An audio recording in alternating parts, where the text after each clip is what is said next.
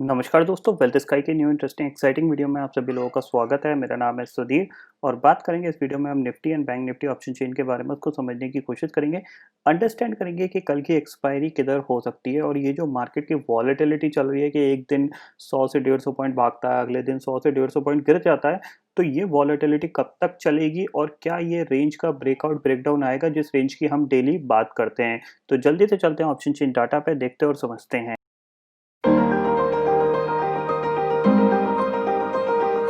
जी दोस्तों, मैं आ गया हूँ एनएससी की वेबसाइट पे जहाँ पे हम Nifty and bank Nifty option chain data समझने की कोशिश कर रहे हैं। तो सबसे पहले बात करेंगे, देखिए आज 159 पॉइंट गिर के बंद हुआ है। कल उछाल के साथ बंद हुआ था, आज गिर के बंद हुआ है। 11,729 पे यहाँ पे निफ्टी क्लोज हुआ है। अब एक्चुअली हो क्या रहा है हमारे मार्केट में, जैसे कि मैंने आपको कल भी बताया था कि ग्लोबल मार्केट के जो ग्लोबल सिनेरियो हैं वो नेगेटिव हैं, बट हमारे इंटरनल क्यूज कुछ पॉजिटिव आ जाते हैं जिसकी वजह से मार्केट बाउंस बैक कर जाता है। तो उसी की वजह से यहाँ पे मार्केट में इतनी ज़्यादा वॉलेटिलिटी बढ़ गई है कि 150 पॉइंट का उछाल, 150 पॉइंट का गिरावट हर दिन हमें देखने को मिल रही है। अब देखते हैं यहाँ पे कि ऑप्शन चेन में क्या चेंज हुआ। कल मैंने आपको बताया था कि 11,900 बहुत इंपॉर्टेंट लेवल है, क्योंकि 11,900 के ऊपर टिकेगा मार्केट तभी ऊपर जाने के चांसेस मिलेंगे। तो 11,900 आज गया तो था लेकिन टिक नहीं पाया, 5-10 मिनट भी उसके ऊपर नहीं टिक पाया, वहां से तुरंत सेलिंग देखने को मिल गई। तो 11,900 की कॉल आपको दिख रहा है क्लियरली कितना, ऑलमोस्ट 50,46,000 का ओपन इंटरेस्ट यहाँ पे खड़ा है। वहीं अगर हम 11,800 की कॉल की बात करते हैं तो 11,800 की कॉल पे आपको 43,96,000 का ओपन इंटरेस्ट दिख रहा है। इन दोनों लेवल पे अगर देखा जाए तो 11,900 पे जो पुट राइटर्स हैं वो बहुत ही कम रह गए हैं, अब 14,71,000 का।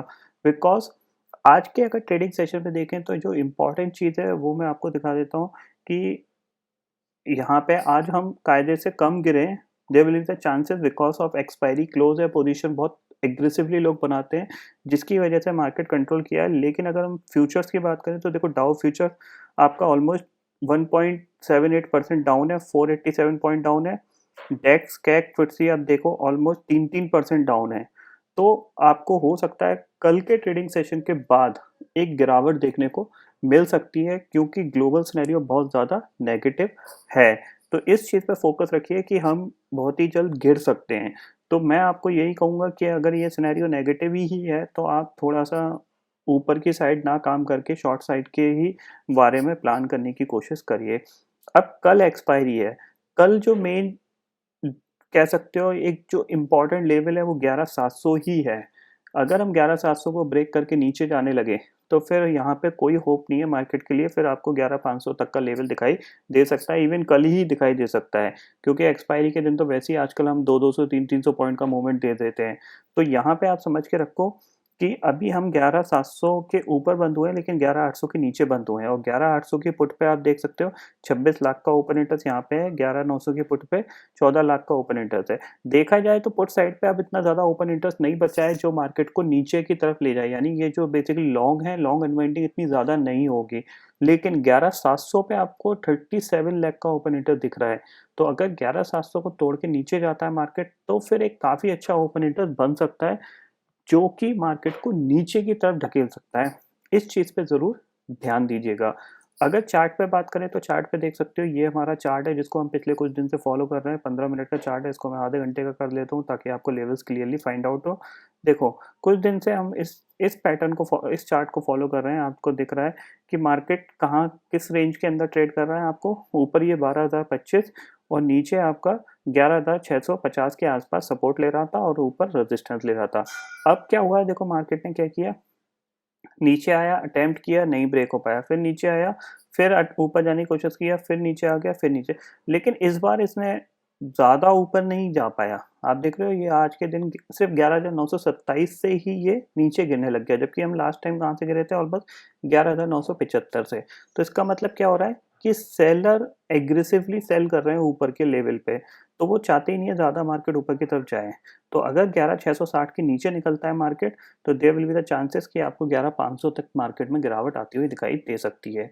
तो आपको करना क्या चाहिए कि अगर आपको अराउंड 11,800 पे निफ्टी मिलता है तो आप एक बार शॉर्ट करके ही काम करिए। ये मेरा क्लियरली व्यू है यहाँ पे, और आप उस शॉर्ट को होल्ड करिए तो आपको एक अच्छा प्रॉफिट यहाँ पे मिल सकता है 11,800 के पास। अगर ये नीचे निकलता है इस चैनल के तो आप 11,500 की पुट पे काम कर सकते हैं, नेक्स्ट वीक की जो उस पे काम कर सकते हैं या फिर नवंबर की मंथली वाले पे काम कर सकते हैं 11,500 के टारगेट के लिए। लेकिन एक चीज़ समझ लीजिए कि जो ग्लोबल सिनेरियो के हिसाब से जो गिरावट आई है, यानी जो डाउ फ्यूचर्स और ये यूरोपियन फ्यूचर्स गिरे हुए हैं, यानी डाउ जोन्स और आपका यूरोपियन मार्केट गिरे हैं, उस हिसाब से हम अराउंड 11,300 के आसपास ट्रेड करने चाहिए। तो लेकिन अभी हम 11,700 पे ट्रेड कर रहे हैं, 400 पॉइंट ऊपर है। तो यहाँ पे मैं कोशिश करूँगा कि 11,800 पे अगर निफ्टी मिलता है तो शॉर्ट करके ही आप काम करिए। आपकी जो टारगेट होंगे वो 11,500, 11,500 ब्रेक होता है तो 11,300, 11,300 ट्रेड ब्रेक होता है तो 11,000 के लेवल तक आपको मार्केट गिरता हुआ दिखाई दे सकता है।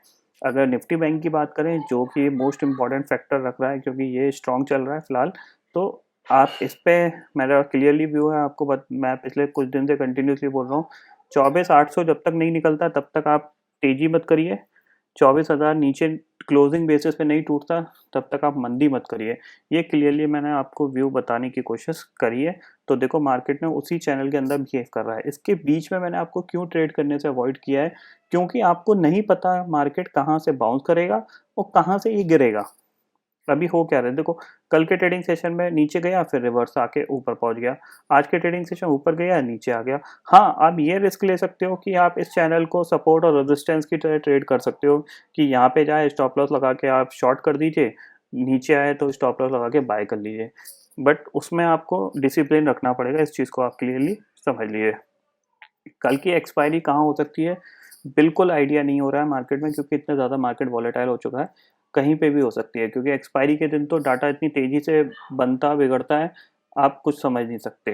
अगर करेंटली मैं फ्यूचर्स की बात करूँ तो मैं आपको बता ही चुका हूँ, डाउ फ्यूचर आपका ऑलमोस्ट 490 पॉइंट, ऑलमोस्ट 500 पॉइंट नीचे कामकाज कर रहा है और एसजीएक्स निफ्टी अभी 11,718 पे काम कर रहा है। तो देयर विल बी चांसेस कि हमारे मार्केट में कल नहीं तो परसों एक सेलिंग आ सकती है अराउंड अराउंड 200 पॉइंट तक की। आज भी हम काफ़ी ज़्यादा 150 पॉइंट गिर गए, तो प्लीज़ बी कॉशियस रहिए।